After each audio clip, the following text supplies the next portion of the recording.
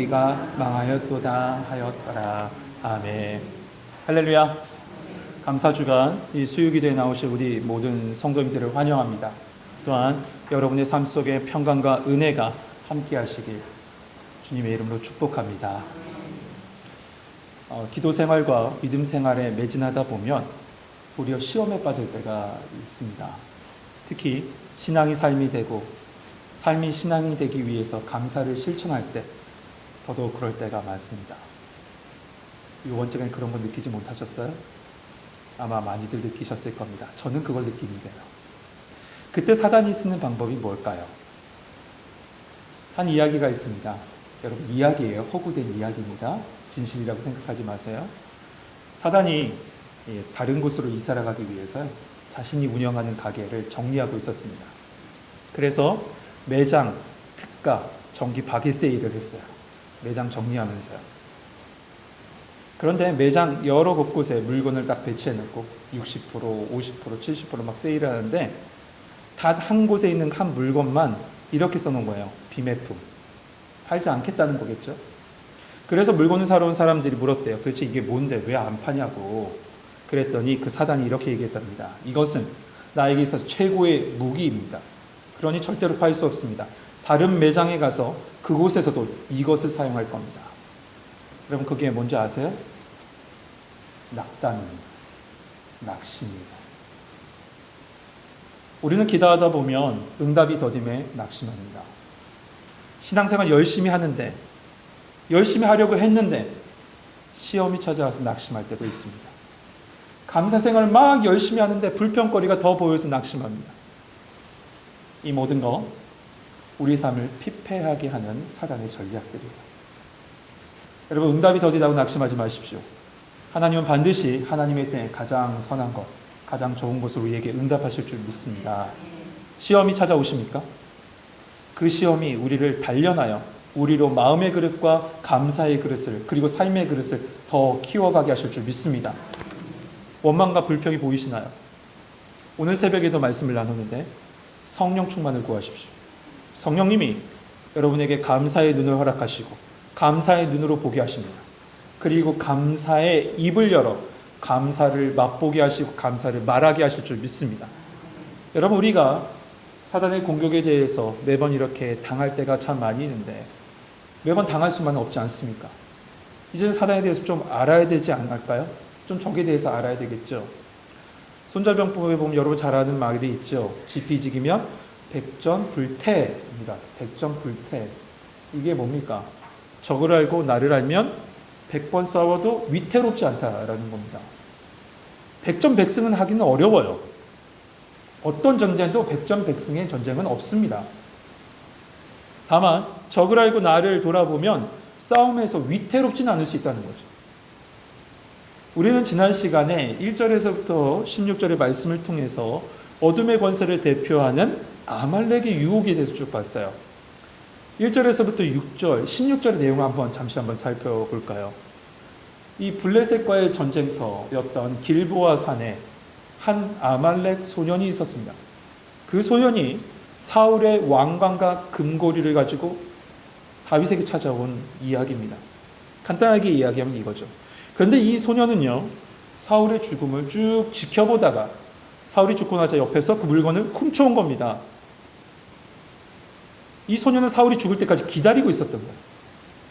그리고 그 왕관을 가지고 다윗에게 쉬지 않고 막 달려옵니다. 그러면서 다윗에게 와서 하는 이야기가 뭡니까? 사울이 큰 부상을 당했는데 목숨이 위태롭자 자기 보러 죽여달라고 했다는 거죠. 그래서 자기가 그 사울을 죽이고 그 왕관을 가지고 당신께 왔다라는 겁니다. 그런데 여러분, 지난 시간에도 나눴지만 이 말은 진실이에요? 거짓이에요? 거짓이었습니다. 맞아요. 거짓이에요. 그는 사울이 죽기만 기다리고 있었다가 그 왕관을 훔쳐간 거죠. 이 아말렉 소년은 다윗이 사울에게 얼마나 많은 고통을 당하고 있었던지 아는 사람이었어요. 그리고 그 다음에 다윗이 왕으로 올라갈 것도 알고 있는 상태, 눈치를 챈 상태죠. 그래서 이 소년은 그 왕관을 가지고 와서 그 왕관을 다윗에게 준 다음에 사울을 내가 죽였습니다. 그러니 왕관을 쓰시고 왕의 보좌에 올라가십시오 라고 한 겁니다. 이렇게 얘기하면서 그가 하는 건 뭡니까? 영웅놀이였어요. 그러면서 다윗을 죽인 대가, 아니 사울을 죽인 대가로 다윗에게 어떠한 물질이나 물건이나 혹은 자리를 받을 생각을 하고 있었던 겁니다. 여러분, 이 아말렉 소년이 상징하는 것이 무엇이다 라고 했습니까? 유혹이다 라고 했는데 어떤 유혹이냐면 권력의 유혹이다 라고 얘기했어요. 아말렉은 어둠의 권세, 여러 가지 유혹을 대표한다라고 했습니다. 그래서 신명기에 보면 하나님께서 그들을 진멸하라, 죽여버리라라고 하셨어요. 이들은 우선 어떻게 했습니까? 출애굽기에 보면 출애굽한 이스라엘 백성이 후미에 와서 뒤에서 천천히 걸어오고 있던 노약자와 여성들 그리고 아이들을 공격했던 사람들입니다. 바로 우리의 약함을 공격하는 어둠의 권세를 이야기해요. 그래서 하나님께서 신명기에서 반드시 이들을 진멸하라고 하셨죠. 그 진멸의 명령을 누구에게 내렸냐면 사울에게, 첫 번째 왕인 사울에게 내렸습니다. 그런데 사울은 그 아말렉을 진멸하지 않습니다. 사울에게 찾아온 이 아말렉은 어떤 유혹이냐? 물질의 유혹이었습니다. 하나님이 사울에게 분명히 이 아말렉을 진멸하라고 지시하셨는데 사울은 핑계를 댑니다. 저 하나님께 드릴 예물을 준비하기 위해서 좋은 거 다 숨겨놨습니다. 그러나 그게 아니죠. 자기가 취하려고. 물질의 유혹이 바로 아말렉을 상징하고 있습니다. 그리고 오늘 본문에 들어왔습니다. 다윗에게 다가온 이 아말렉 소년을 통해서 보여주는 이 아말렉은 당신 권력을 얻으십시오. 칼로 힘으로 권력을 얻으십시오. 세상의 방법으로 권력을 얻으십시오. 라고 하면서 찾아오는 권력의 유혹입니다. 그런데 여러분, 다윗은 어떻게 해요? 네, 그 모든 것을 없앱니다. 우리 지난 시간에 나누지 못했는데요. 우리 11절, 12절 말씀 다시 한번 읽어봅시다. 좀 앞에 가서 1장, 사무엘하 1장 11절, 12절 말씀 같이 한번 읽어보겠습니다. 같이 읽겠습니다. 시작.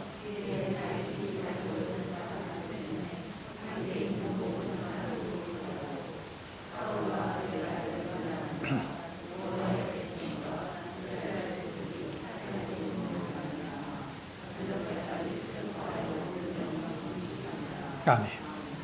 다윗은 이 아말렉 소년으로부터 온 이 유혹을 과감하게 거부합니다. 그리고 말씀에는 안 나왔고 뒤에 좀 나오겠지만 이 유혹을 하는 아말렉 소년을 처단합니다.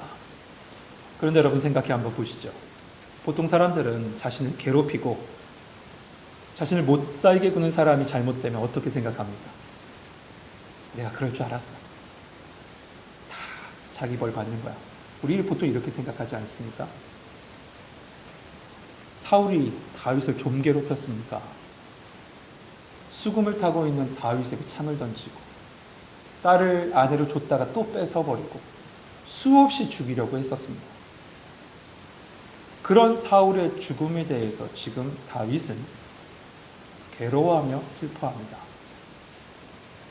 성경은 그 사랑하는 친구였던 그리고 형제였던 요나단의 죽음에 대해서만 다윗이 애통했다라고 하지 않습니다. 분명 성경 말씀에 보면 사울과 요나단의 죽음에 대해서 진심으로 슬퍼하고 있는 모습을 다윗은 보여주고 있습니다. 여러분 상식적으로 이게 어떻게 가능합니까? 자기를 죽이려고 하고 끊임없이 없애려고 하는 못살게 굴었던 그 원수의 죽음 앞에 어떻게 다윗은 그를 향해서 슬퍼하며 하나님을 향해서 기도하고 있을 수 있을까요? 그것은 다윗은 언제나 하나님 앞에 서서 하나님의 마음으로 사울을 바라봤기 때문이에요. 하나님 앞에 서서 하나님의 마음으로 말이죠. 잠언 24장 17절부터 18절 이런 말씀이 있어요. 여러분 잘 들어보세요. 내가 내 원수가 넘어질 때 즐거워하지 말며 그가 엎드러질 때 마음을 기뻐하지 말라. 여호와께서 이것을 보시고 기뻐하지 아니하사 그의 진노를 그에게 옮기실까 두려우니라. 예수님도 산상수훈에서 5장 44절에 마태복음 5장 44절에 이렇게 말씀하셨습니다. 나는 너희에게 이르노니 너희 원수를 사랑하며 너를 박해하는 자를 위하여 기도하라. 이것이 바로 예수님 앞에 서서 하나님의 뜻 가운데 살아가는 사람의 모습이라는 거죠. 다윗은 항상 하나님 앞에 서서 하나님의 마음으로 그의 말씀을 받고 말씀 따라 살아갔기 때문에 그 원수 같은 사울의 죽음 앞에서 슬퍼하며 울며 애통하고 있었던 겁니다. 그런데 이것이 첫 번째 이유라면 또 다른 이유가 있습니다. 두 번째 이유겠죠. 그것은 뭘까? 우리를 한번 돌아보죠. 우리가 왜 원수 같은 사람을 향해서 그들을 저주하거나 그의 죽음에 대해서 잘못된 것에 대해서 고소해하지 않고 도리어 슬퍼하고 기도해 줘야 되는가? 그것은 우리도 원래는 하나님을 대적했던 원수였기 때문에 그렇습니다. 여러분, 우리는 죄에 붙잡혀 하나님을 멀리했던 존재였습니다. 그 모습을 로마서 5장은 이렇게 표현하고 있죠. 우리가 죄인 되었을 때, 우리가 하나님과 원수 되었을 때, 정확한 워딩이 이겁니다. 우리가 하나님과 원수 되었을 때. 그런데 하나님께서 어떻게 하셨습니까? 하나님 싫다고 멀리 떠나버린 그 우리를 그냥 내두지 않으시고, 특별히 고통하고 있는 우리를 안타까워하시면서 우리를 그 불행과 죄악으로부터 건지시기 위해서 당신의 독생자 예수 그리스도를 십자가에 달려 죽게 하시고 우리의 죄를 사하셨습니다. 그리고 원수 같은 우리를 다시 그의 사랑으로 품어내셨어요. 그 사랑을 받은 자입니다. 그 사랑을 받은 자, 그 사랑을 아는 자, 그 사랑의 기쁨을 깨닫는 자는 어둠에 매여서 남을 헤아려고 하고 나를 고통 주는 그 인생들도 자신처럼 다시 하나님께 돌아오기를 바라는 마음으로 그들을 향해서 기도하는 것, 그것은 당연한 것이라는 거죠. 하지만 여러분 보십시다. 우리는 감정의 동물입니다. 감정의 동물이기 때문에 나에게 상처 주는 사람을 보면 수십 년이 지나도 내 상처가 그 위에서 올라온다라고 하지 않습니까? 트라우마처럼. 안 그렇습니까? 그런 모습들 많잖아요. 감정을 가진 우리로서는요, 여러분, 이런 삶을 살기 어려워요. 그래서 하나님이 우리 마음을 만져주셔야 된다는 거예요. 예수님의 마음으로 우리의 마음을 덮어주셔야 된다는 거예요. 다윗이 스스로 이 모든 것을 행했다고 생각하지 마십시오. 하나님이 그렇게 하게 하신 겁니다. 마지막으로요, 다윗은 사울을 단순히 원수로 가해자로만 보지 않았어요. 사울을 어떤 대상으로 봤냐면 성경 말씀에 보니까 하나님의 기름 부음 받은 자로 보았습니다. 그러니까 다윗은 육신의 정에 이끌려서 그냥 슬픔으로 옷을 찢고 잡아 찢으며 슬퍼하며 금식한 게 아니라 하나님의 기름 부음 받은 자의 죽음, 그러니까 하나님의 이름과 하나님의 영예가 떨어진 것에 대한, 무너진 것에 대한 생각을 하며 애통했던 거죠. 그러니까 이 슬픔은 개인에 관한, 개인을 위한, 개인을 향한 그런 애통이 아니라 하나님의 영광에 대한 애통이었던 겁니다. 그래서 아말렉 소년에게 하는 말을 한번 보십시오. 14절 말씀 보세요. 다윗이 그에게 이르되 내가 어찌하여 손을 들어 여호와의 기름 부음 받은 자를 죽이기를 두려워하지 아니하였느냐 하고, 16절에도 다윗이 그에게 이르기를 내 피가 내 머리로 돌아갈지어다 내 입이 내게 대하여 증언하기를 내가 여호와의 기름 부음 받은 자를 죽였노라 함이니라 하였더라. 지금 다윗은 너가 사울을 죽였다라고 하지 않습니다. 성경 말씀 분명히 뭐라고 합니까? 여호와의 기름 부음 받은 자를 죽였다는 거예요. 그러니까 다윗은 하나님의 시선으로서 원수를 사랑하는 이 말씀을 넘어서 그는 지금 하나님의 거룩한 이름이 모욕받음에 대한 슬픔을 지금 이 순간에 표현하고 있는 겁니다. 결국 다윗은 자신에게 다가오는 그런 세상의 유혹을 하나님의 마음으로 이겨냈고 진심을 담아서 한 영혼을 사랑하는 마음으로, 원수 같은 존재라도 사랑하는 마음으로, 예수님의 마음으로 그의 죽음에 대해서 슬퍼했습니다. 또한 하나님의 영광이 모욕받음에 대해서 지금 통회하고 있는 겁니다.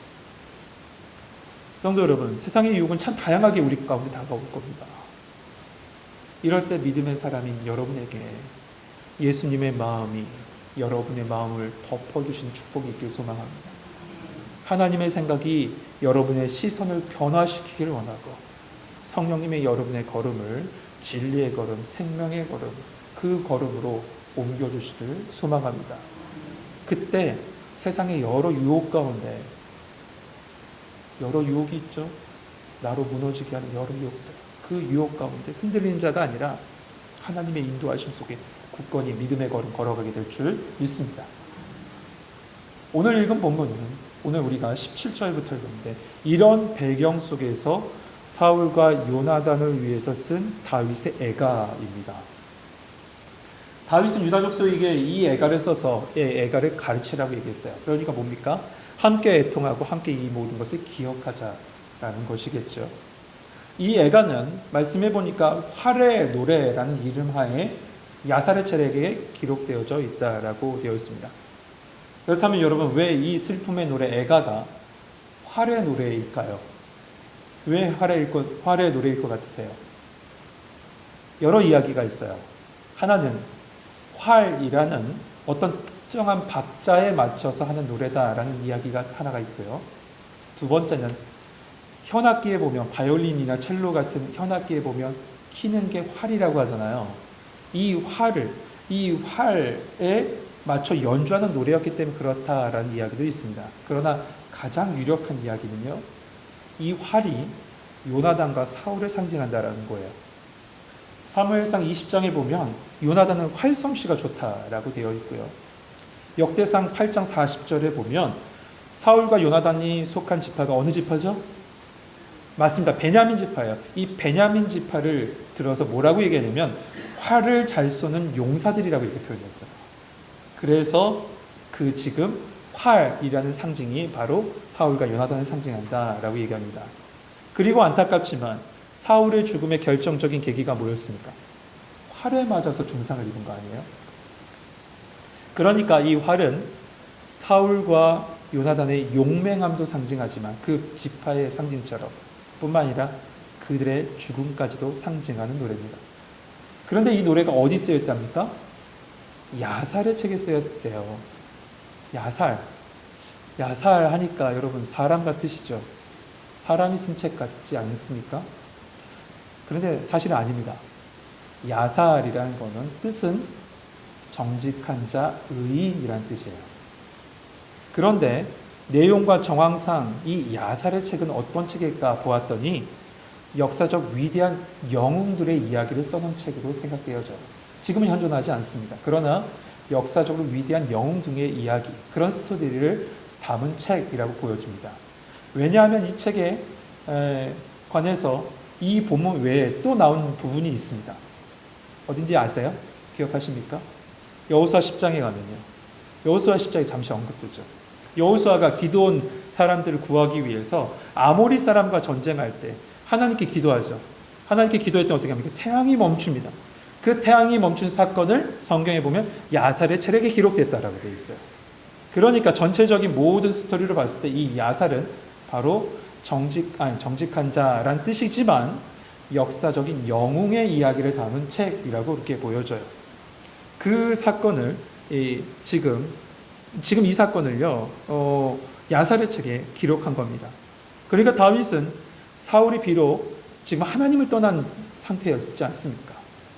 하나님께 멀어진 상태였지만, 그렇게 살았지만 그를 향해서 항상 여호와의 기름 부음 받은 자라고 하면서 애도하면서 지금 야살의 책에 영웅의 책 한 줄기에 그 모든 내용을 기록하고 있었다는 거예요. 여러분, 이건 뭘까요?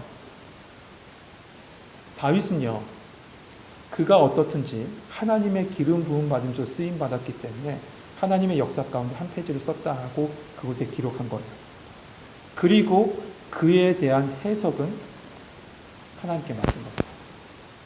여러분, 사람에 대한 해석을 우리가 하려고 하지 마십시오. 하나님께 맡기세요. 하나님께 맡기세요. 내가 하는 게 아닙니다. 잠시 내용을 한번 살펴볼까요? 그 내용은 참 단순합니다. 사울과 요나단에 대한 애도가 하나 있고요. 두 번째는 그들의 용맹함과 미덕에 대한 찬양이 나옵니다. 19절부터 시작하는 이 찬양은, 애가는 19절부터 21절까지 그들에 대한 죽음을 애도하고 22절에서부터 23절은 그들에 대한 용맹함을 찬양합니다. 그리고 다시 24절부터 마지막까지는 슬픔에 대해서 토해내요. 하지만 여기서 한번 몇 가지만 한번 살펴보죠. 이 사울과 요나단의 죽음을 이 다윗의 애가 가운데는 이렇게 계속 반복하면서 불러지고 있어요. 뭐라고 불러지냐면 오호라 두 용사가 엎드려졌도다. 이렇게 표현하면서 깊게 애도합니다. 19절에도 오호라 두 용사가 엎드려졌도다. 25절에도 오호라 두 용사가 전쟁 중에 엎드려졌도다. 27절에도 오호라 두 용사가 엎드려졌다라고 얘기합니다. 그러니까 다윗은 사울과 요나단을 누구로 표현하냐면 용사라고 표현하면서 지금 이 비참한 죽음을 슬픔의 차원을 넘어서 용사됨에 대한 찬양으로 바꿔서 합니다. 다만 20절에 보면 20절 한번 함께 읽어봅시다. 같이 읽겠습니다. 시작.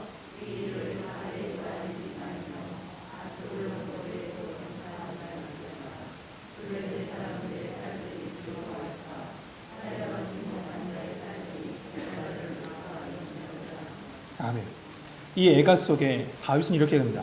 사울의 죽음을 블레셋에게 알리지 말 것을 말하고 있어요. 하나님의 기름 부음 받은 자의 죽음을 애통하는 이 애가가 오늘 성경의 표현을 그대로 빌리면 그들의 승리의 개가가 되지 않기 위해서 그들에게 알리지 말라는 거예요. 이 부분은 말씀을 준비하는 데 많은 생각을 하게 됩니다. 우리가 무너지고 믿음의 사람들이 무너지는 모습을 어둠의 권세에 승리의 개가가 되지 않도록 우리가 믿음 안에서 온전히 걸어가야 되겠구나. 그런 생각을 많이 해봅니다. 여러분, 우리 모든 성도님들 승리하시길 소망합니다. 어둠의 권세의 조롱거리가 되고 그들의 승리의 개가가 되는 것이 아니라 우리의 모든 삶 속에서 하나님의 승리만 높여지고 하나님의 영광만 찬양할 수 있는 우리 성도님 되시길 소망합니다. 그러므로 여러분, 이것은 지금 한 개인의 애통함에 대한 애가가 아니라 하나님의 영광이 가려짐에 대한 슬픔의 노래였다라는 것이죠. 이처럼 다윗은 진심을 담아서 사울과 그 요나단의 죽음을 슬퍼하며 애가를 지어 불렀습니다. 그리고 그와 함께한 사람도 함께 찬양할 것을 말합니다. 근데 이 모습을 보면서 우리 모든 성도들 속에서도 이해하지 못한 사람들이 있을 겁니다. 아니, 이토록 자기를 괴롭혔던 원수의 죽음을 왜 이렇게 슬퍼하는가? 당연한 거 아닌가? 우리도 감정의 동물이니 이렇게 할 수 있지 않나? 라고 생각하지만 여러분, 지금까지 나눴던 이 말씀을 다시 한번 생각해 보세요. 지금 다윗이 했던 행동은 그의 생각의 행동 따라 행한 것이 아닙니다. 우리의 모든 걸음도 우리의 생각에 앞서서는 안 됩니다. 오직 하나님께서 우리를 붙잡으시고 그의 인도하심 따라 살아가야 됩니다. 하나님의 마음은 원수도 슬퍼하고 원수의 죽음까지도 슬퍼하는 마음입니다. 그가 구원받지 못했기 때문에. 여러분, 원수를 사랑하라는 하나님의 말씀이 여러분의 심령 속에 들려지길 소망해요. 다윗은 그 말씀 붙잡고 나를 괴롭혔던 그조차도 지금 그를 향해서 슬퍼하며 기도하며 찬양하고 있는 거죠. 그리고 그 무엇보다 다윗은 항상 생각했던 것, 하나님의 영광을 생각했어요. 우리의 삶 가운데 오직 하나님의 영광이 나타나길 소망합니다. 우리가 지음받은 그 존재의 목적은 오직 하나님의 영광이라고 얘기하지 않습니다. 여러분, 소망합니다. 우리 교회에 속한 우리 모든 성도인들의 삶은 그 삶의 모든 순간들이, 모든 호흡들이, 모든 걸음들이, 모든 입과 모든 말들이 다 하나님을 찬양하는 입술과 모든 것이 되길 소망합니다. 다윗은 분명 그에게 유혹과 시험으로 다가왔을 겁니다. 이 모든 상황이 말이죠. 그러나 그 모든 것 다 이겨냈습니다. 오직 하나님의 마음으로 말입니다. 성령님이 그를 붙잡으신 겁니다. 여러분도 여러 시험과 유혹이 왔을 때 그것이 나에게 지금은 좋아 보일지 몰라도 그 시험과 유혹을 이겨내시고 하나님의 마음과 하나님의 영광과 하나님의 뜻 속에 살아나는 성도님 되시길 소망합니다. 그 속에 하나님의 영광이 그리고 하나님의 축복이 여러분의 삶을 붙잡을 줄 믿습니다. 우리 이 시간에 찬양하며 기도할 텐데요. 여러분의 찬양을 좀 바꾸려고 합니다.